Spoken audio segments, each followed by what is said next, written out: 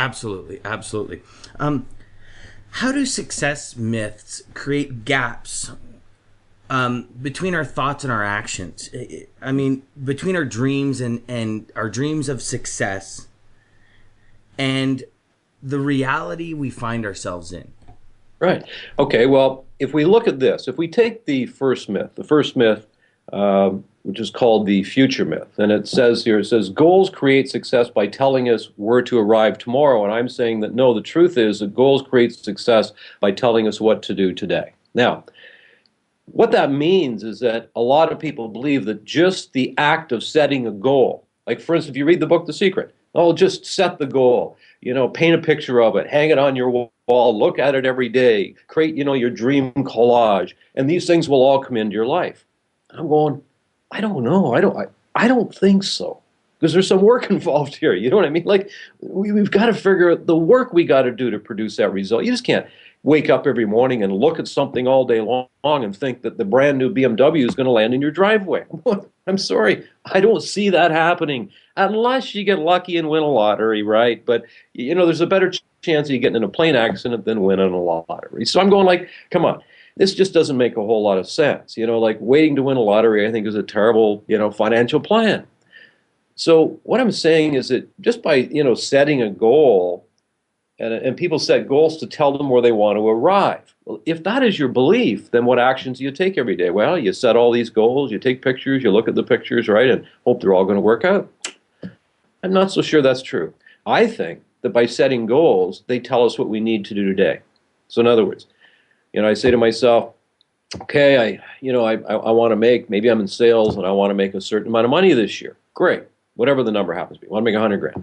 So I set a goal to make $100,000. Well, that goal should tell me what I need to do today. In other words, if somebody sat down and said to me, Rich, I want to make $100,000 this year, tell me the business you're in, tell me where your business comes from, I can very quickly describe probably the daily repeatable behaviors that you need to perform on a daily basis that will help you eventually produce that result. And if you do that on a daily basis, and they're not big, because if you think about it, everybody, I think, sometimes think there need to be some big action. We got to do something really big for, to have great success. I'm not convinced that's the case. I'm convinced that it's the small things that we do every day over time that produce dramatic results in our life. Example, the easiest one that many people can relate to is maybe weight loss. Everybody thinks, oh, I'm going to go on a crash diet. I'm going to quit eating everything. I'm just going to have diet ice water for the next 3 weeks so I can lose weight. I can go, well, that's too hard. You'll do that for a while, but you can't stick with that forever. So you can't sustain it. I don't like the word diet. You know what I mean? Like die. Take the T off the end. It says die. To me, it's more of a lifestyle change. What little change could I make today that if I performed every day would make a great change in my life in maybe 6, 7, or 8, 9, or 10, or 12 months? And just start making small little lifestyle changes that aren't too painful. So the belief is if you believe something that isn't true, then you act on that belief. If you believe you just set a goal, and it's going to come into your life, you act in that belief. But is that going to produce a result? That's the myth. The truth is that once we set a goal, the reason you set a goal is to determine what it is we need to do today. That's the reason we set a goal. And then we perform that, and we start to produce those results. Why is success an inside job? Well, because, again, my own belief, but I believe everything is created from the inside out, not the outside in. Like, I look at it and say, everybody thinks if the world would change, then everything would change for me. If the economy would change, then everything will change for me. Well, that means that they're waiting for everything to change outside of them, so everything will change for them. And I can't remember who said it, but my belief is the other way around, that if I change, everything will change for me. In other words, I remember a guy said to me one time, he said, my wife doesn't make me happy. I'll never forget this. I was at a speaking engagement, and I looked at him and I says, well, when did that become her responsibility? Like, are you waiting for her to make you happy? Which means if you are, you're a victim, right? You wait around, and if she doesn't do what you want her to do, then you're unhappy. I said, what a way to live your life. I said, my question to you is, do you make her happy? You change in the inside. You make the change first, right? And when you make the change, and when you start to do for other people, for your business, what it is you need to do to produce those results. Then things will start to come back to you. So I believe that, success starts from the inside and moves out. It doesn't work from the outside and move in. Until this changes, very little will change in the outside for me. What is reverse engineering our goals, and why should we do it? Well, reverse engineering, quite honestly, is what I just talked about in a sense, is that, once I decide what I want long term, whether it's a year, 3 years, 5 years, 10 years, or whatever the case is, then I can reverse that backwards. Then I can say, okay, if just like going on a trip, example, I want to drive from, say, Toronto to Los Angeles, California. Well, I can reverse engineer that and say, okay, if I want to get to Los Angeles in 6 or 7 days, I can pretty well determine what I need to do today to make that become a reality. What do I need to do tomorrow to make that become a reality? What do I need to do the next day to make that become a reality? The challenge with a lot of people, I think, and a lot of people we work with here at our company, is that they get caught up in the day-to-day and they lose sight of the goal. They take their eye off of the goal. And think about this. I want to drive from here to LA. Well, let's say I drive for 8 or 10 hours today, and then I stop and I sleep in a hotel.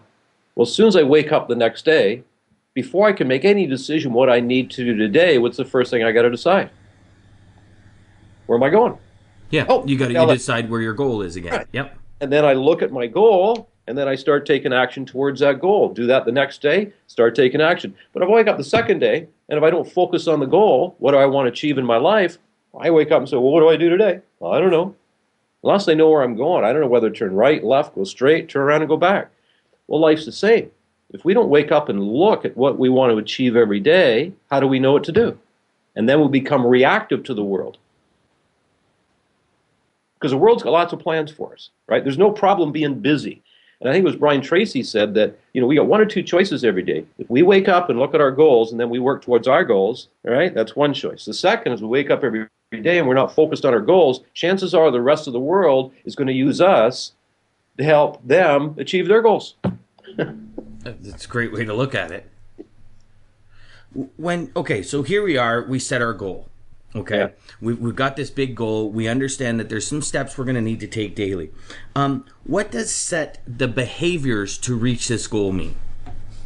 Well, that's where I always say that success isn't some, massive thing you got to do. It's the daily behaviors you got to do every day. And then it becomes a lifestyle change, which turns into a habit, right? So an example, I use weight loss a lot because everybody can relate to it. Like everybody gets that one when I talk about it.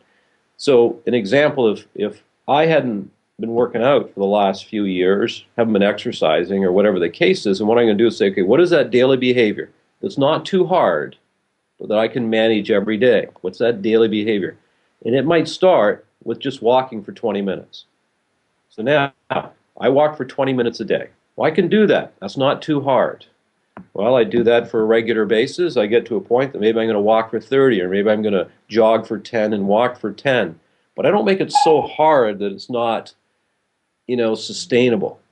But that's the daily behavior that if I did every day, that it starts to change my life. But then, as we all know, in about 30 days, it's no longer a discipline anymore. It is now a habit. And then all of a sudden, we're now spending more time doing that and hopefully less time in more of a destructive behavior, right? You start to put these into your life, and then all of a sudden your whole life starts to change, where what you do all day is move towards the things that you really want in your life. You share in your book that the key to success is to do things, and the trouble with that is that the future myth fools us into skipping this very critical step. Why does that happen? Well, fear. I think the big thing, is fear. Like a lot of human beings, they become pleasure seeking. So in other words, we wake up every day, we want to do things that make us feel good, right? Pleasure seeking. That could be whatever, smoking, drinking, eating too much, whatever. There's lots of things you can do instead of goal achieving. So pleasure seeking is trying to change your state, make you feel better in the moment because you don't necessarily love the way you feel, instead of goal seeking. And goal seeking is moving towards what it is you want. But then the action comes into play. So if you think about the second myth, the knowledge myth, it says that Success isn't knowing what to do. Success is doing what we already know. Now, I'm not saying that we can't all be learning. We shouldn't be reading and, listening. And I think lifelong learning is one of the keys to success. But sometimes we use the excuse that we don't know enough not to take action. And, well, I got to learn more before I do that, or I got to learn this before I start, or, and we get all these things that we got to do before we get started, and of course we never start. And I see, again, some people that they spend most of their time getting ready to get ready to get ready to get ready to get ready to get ready to get ready to get ready, and then finally when they get ready, they think, oh, I got to get ready. And it's like they're getting ready, and then they finally get ready, and then they start aiming. Then they aim, and they aim, and they aim, and they aim, and they aim. But what happens? They never what? They never fire. They never take action. And action can be scary. So my theory is that we got to get ready, fire, and then aim. Get ready, fire, then aim. Because the greatest teacher in the world is mobility. When we do something, we learn what works and what doesn't work. But it's fear that stops us. Why? Because really, if you start to look at the third myth, it's, because everybody has this idea that, well, I'll try and I might fail, or it might not work, or I'll be embarrassed, or people will laugh at me, or, well, they're going to say, oh yeah, you're starting to work out again, or, and those sort of things. And then all of a sudden we start to fall for the failure myth. And then we think that failure is the opposite of success, but failure is actually the path to success. You go, well, how do we learn? We learn from what we do wrong. We learn way more from what we do wrong than what we do right. I'm not convinced you can really fail. I'm more convinced we can only learn and grow. What worked? What didn't work? Good. I tried that. Didn't work. Let's try this. So a lot of people think, failure is wrong. So they try not to fail. They're spending more time trying not to fail. So they're trying not to lose instead of trying to win. Big difference. You think about the space shuttle when it takes off. 80% of the time it's off course. But it's all these computers, it keeps adjusting it. So think about 80% of the time the space shuttle's failing. But it's attempting. It's taking action. It's moving. And they can see where it's failing. So what happens? The computers adjust. It keeps adjusting, adjusting, adjusting. Then bingo, one day, it's up in outer space, at the space station, landing on the moon, whatever the case is, pretty amazing. And it failed 80% of the time. So I think we fool ourselves sometimes thinking we got to keep getting ready to get ready. And then the second thing is once we're ready, we don't take action because I think really a fear of failure, which we all deal with. I have it too. But to recognize it is the key, because the first step in change is awareness. How prominent is the issue of defining goals but not defining the behaviors that are really going to take us to our goal? And how can we change that? Yeah, I think a lot of people are pretty good at, I shouldn't say that. I think some people do struggle setting goals. But I think a lot of people can decide what it is they want. But I do think it's choosing the behaviors, because they want to make sure the behavior's right. But in all fairness, you don't have to worry about getting the behaviors right. Start taking some action. Remember, action is our greatest teacher. Mobility is the greatest teacher. However, try to discover whether your action is working or not. Say, is it producing the result that I want? And constantly monitor your past so you can better predict your future. Look at everything you're doing every day. If you're trying to build a better relationship, then okay, what are some things you need to do to build a better relationship? Start taking actions and then look and say, is that working? Right? Is that what I want? So, don't get fooled by the perfect action, but take action. Monitor if it's working or not working, then maybe change your action. But a lot of people, they set the goal and they don't quite know what to do. Well, talk to some people, read some books, get the best information you can, but most importantly, start today. Right? Everybody's waiting to start tomorrow. Start next week. We get to the weekend, I'll start eating right next week. Anything you read about goals is whenever you decide, take action now. Start right now. So if this behaviors and action are what we need to truly reach our goal, why not skip the goal setting process altogether? Well, because if you skip the goal setting process, you'll never know what it is you need to do. That'd be like saying, okay, I want to go on a trip. I'm going to start driving, but I haven't decided where I want to go. Well, I don't know whether to turn right, turn left, right? I've got to decide ultimately what it is I want so that I can determine what it is I need to do. Otherwise, I spend most of my life in sort of a state of distraction and reaction. You know what I mean? Yeah.